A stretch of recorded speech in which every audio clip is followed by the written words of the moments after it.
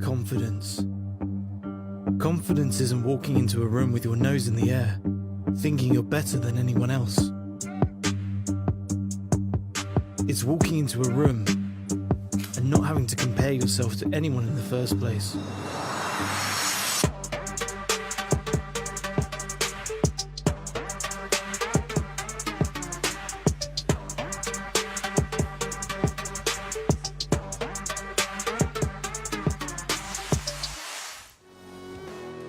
Welcome back, episode 292 of Stogie Geeks. I'm sitting here today. If you're just tuning in, you're definitely late. You want to go to StogieGeeks.com, check that out over on your podcast. Got some quick pivoting cigar news that I thought was relevant and important. We have a cast of characters who are, what is it? What is it, like a PM? Or they're talking to me via the live chat on the Stogie Geeks there. If you have a question or anything like that, you can certainly follow us live and type it in the comments section. I'll try to do my best to multitask, but I apologize. I'm scatterbrained without doing Stogie Geeks, let alone being on the set here of Stogie Geeks. But this is the Sticks of the Week section, and you know, I'm really happy that we're starting to elaborate this part of the Stogie Geek show again. I've been trying to smoke some stuff that's really out of what I would normally smoke there, and we're gonna take some time out to review them.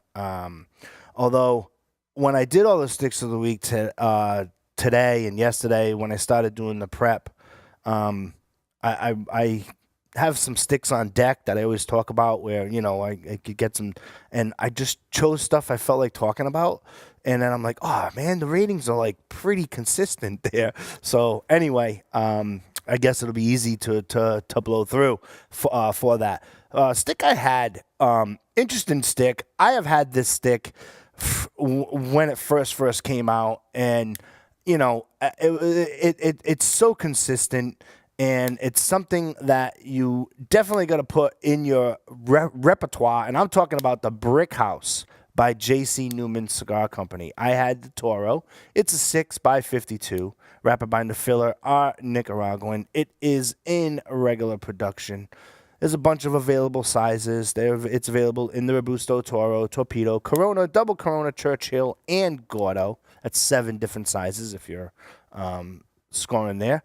And one of the things I want to talk to you about is, I mean, I gave this a box split, okay? When this cigar first got launched back, it was kind of resurrected in 2009 there, and then it's been consistent since 2009. When this cigar first came out, their marketing was pretty unique. It says, you know, give us $5 and a comfortable chair, and you know, you can certainly escape. And that's one of the things that I like about the premium cigar industry and cigars. They give you a chance to escape, either with or without friends. Hopefully it's with friends. I don't have any friends today. I apologize, right? But anyway, with that being said, the Brick House came out. It was relaunched in 2009. In regards to the review, some creaminess shows up in the first, right halfway through the first half inch. Boom, you're starting to get the creaminess. What the hell is my problem? Creaminess, and then you get that classic Nicaraguan pepper that we I often speak about here, and then it kicks in all the way through the end. Has a ultra low price point there. It's something that you might want to put into your humidor. You know, share it with some friends. It's a good introductory Nicaraguan stick for some new smokers who might, you know, come and visit you. It's a great fire pit stick there. But let's talk turkey here. The Brick House received a 93 rating, and it was named the top 25 cigar. It was in Cigar Aficionado's top 25 cigar of 2016. and it's also been there in 2010. So there you have it. That's the Brick House by J.C. Newman. I gave it a box split. I mean, I would probably burn through a box of these, but you know, if you're new to Nicaraguan cigars and you want to check them out, I'd definitely give it a box split for sure. Casa Turrent 1800. A couple episodes back, we had done some shop exclusives, and there was a shop exclusive who has their house cigar as the Casa Turrent 1800, and you know, it kind of, that episode kind of kind of kindled myself with the brand. I went out, got myself a couple of 1800s here. It is a Toro. It is the size is 6.5 by 54. Your wrapper is a Mexican San Andreas Maduro. Your binder is a Mexican Criollo, and your filler is a Mexican with Nicaraguan Criollo. It's in regular production. It's packaged in 10-count boxes. If you seek this cigar out, it does have a slightly higher price point. I'm not, you know, it's one of those sticks where you look at it and you're like, all right, yeah, sure. And then you look at the price point, you might shy away from it. However,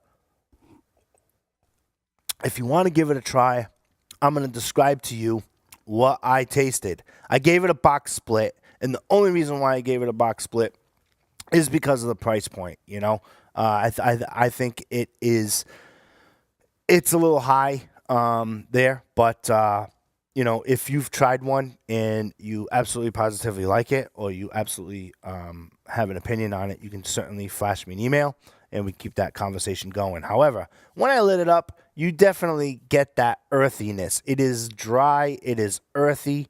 You get a little bit of hints of chocolate, a little bit.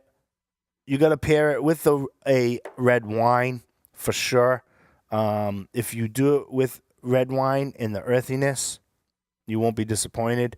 From there, though, the earthiness and the chocolate tend to be like the foundation of that stick. At the midway point, it turns into a true medium. So now you have your strength meter there. It is a true medium. However, if you retrohale, which I'm a fan of, you pick up white pepper, which is different from dark pepper, obviously. But you pick up that white pepper, almost made me sneeze white pepper. So it's definitely relevant there. And then after that, it kind of toggles down into a little bit of a natural tobacco sweetness that lingers in the background. Positive. You can certainly smoke this thing right down to the nub. I think you should enjoy it. So there you go. That is the Casa Turrent 1800.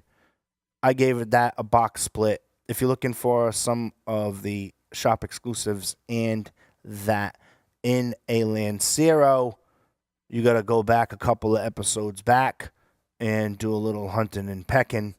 And then there you go. Or you can go to StogieGeeks.com, type in industrial cigars, and it'll show up with that interview that we had done with Brendan over at Industrial Cigars. Another cigar I had, I'm kind of getting into the sun-growns. I had the Arturo Fuente sun-grown 858. It was a Corona. It is a 4 1/4 by 47. That's a good size there. The wrapper is a Ecuadorian Rosado sun-grown. The binder, I couldn't find any information on the binder. When I did some more internet research, supposedly other websites couldn't either. There you go. So we have a not available. And the filler is from the Dominican Republic, as most of what Arturo Fuente has in their offerings. It's in regular production. It's available in 20-count boxes. You get a little bit of a almost like that hay, that Davidoff hay. Not quite, but you get almost like that hay, a little bit of espresso. You get some earth. You start smoking it down. Things start getting, the stick starts heating up. You start to get a cocoa flavor for sure. The retro hail has pepper present in that. I don't know. I'm really digging the sun-growns. Last episode, I had spoken about a sun-grown as well. It's such a unique flavor, So if you're doing some shopping and you go to your local retailer, try a sun-grown. It changes everything. It's just a total different experience on your palate. The second half of the stick features the wrapper, in my opinion. It's that sun-grown. It's really the only way that I can describe it on my palate is it leaves a saltiness on my palate mixed with a little bit of leather, and then in regards to this Arturo Fuente sun-grown, you get that hay there. So hay, as it's like a freshness over on your palate that I seem to pick up from that, and I also seem to pick up from some of the Davidoffs there. I gave it a box split. I mean, if you should definitely check them out. They're good. That was the sun-grown 858 by Arturo Fuente. And my final stick I'm going to talk about here is this stick came to Rhode Island or the Northeast, and it was like I can always tell when there's something new to smoke in the humidor because of social media. Hey, try this. We have these. We have these. We have this. So this came out here in the Northeast in December. I'm talking about the Mombacho by Casa Favilli. I have it spelled, so there you go. I had the Robusto. I also had the torpedo size there. The Robusto is a 5x50. It's a Nicaraguan broadleaf. Now, for those of you who take notes in a journal or anything like that, I'm going to repeat that because there are not a lot of Nicaraguan broadleafs that are out there, for sure. Your wrapper is a Nicaraguan broadleaf. Your binder, filler are Nicaraguan. Limited production at first. These were released in IPCPR. Apparently, according to rumor, they were sold out at IPCPR. They limited it to a total of 150 boxes of each size from their first limited run. So, that was, IPCPR was July. They hit retail stores in the Northeast here in December. If they have released more, then I will update you on a next episode if that had changed. I did not go that far in my research. I'm just giving the review of the stick, so I don't need any hate mail coming in through there saying, oh, it's limited, it's regular production there. Having that being said, it was available in 3 different sizes: Robusto, Torpedo, and Toro. 12-count box size, like I said. The shipments began into the U.S. and to Switzerland. It began the first week of December. This stick, when I had it, started very slow, right? And what I mean by that is lit it up, did the pre-light, keep smoking it, you get about halfway, and then it kicks in. It just kicked off a little slow. The tobacco was certainly ready. It tasted well, but it took a while for me to really get into the stick and for me to really start drawing some of the flavors. That's why I went from the Robusto to the Torpedo. And when I had the Torpedo there, it was the same story. It just took a while for it to kind of kick in. However, once it kicks in, at the midway point, the cigar stays around. It's a true medium. You get some notes of pepper, a little bit of earth, a little bit of leather sweetness there. Nicaraguan broadleaf, which makes it very unique, and you might want to taste it and explore it.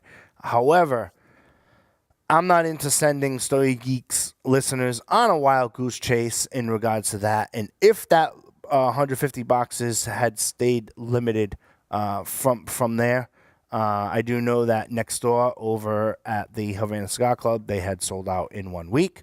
They have not been there since. It has been probably a total of, it came out in December, so it's been 3 weeks.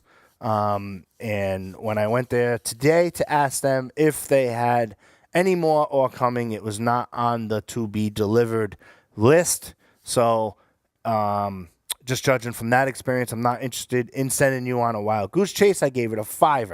Now, if it becomes part of regular production, I can't wait for the second run to come through, because I'm wondering if blend-wise they're going to fix that it takes a while to kind of get it going.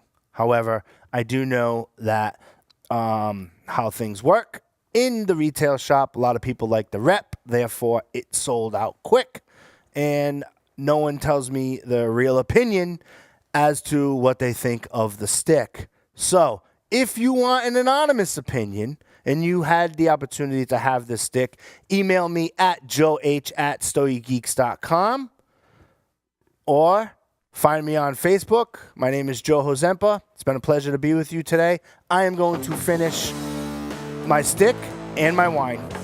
Happy Friday.